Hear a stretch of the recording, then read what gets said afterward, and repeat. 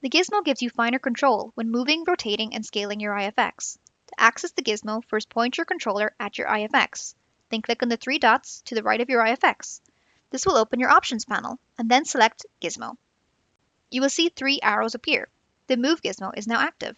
Select the arrow that is pointing in the direction you would like to move your IFX, and then move the thumbstick or scroll wheel on your mouse to push your IFX in that direction. You can use the multiplier to adjust the sensitivity of this movement. By default, it is set to ×1, but if you click it, you can bring the sensitivity down to 1/10 for small movements or up to ×4 for large movements. You can click on the magnet icon to enable snapping if you want more precise movements. If you click on this icon, it will allow you to switch between the Translate, Rotate, and Scale tools. Currently, it is set to Translate. Let's click on it to change it to Rotate. To rotate an IFX, select an axis and use the thumbstick or scroll wheel to rotate. Click on the icon again to enable the Scale option. The Scale option lets you make objects bigger and smaller. If you want to reset the scale or rotation of your IFX, you can press the Reset arrow and it will bring them back to their base settings. You can click the blue arrow under your IFX to snap it to the floor or the nearest collider.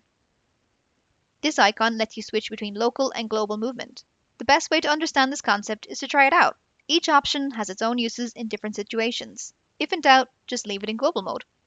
When you are happy with the positioning of your IFX, click the X symbol to close the gizmo.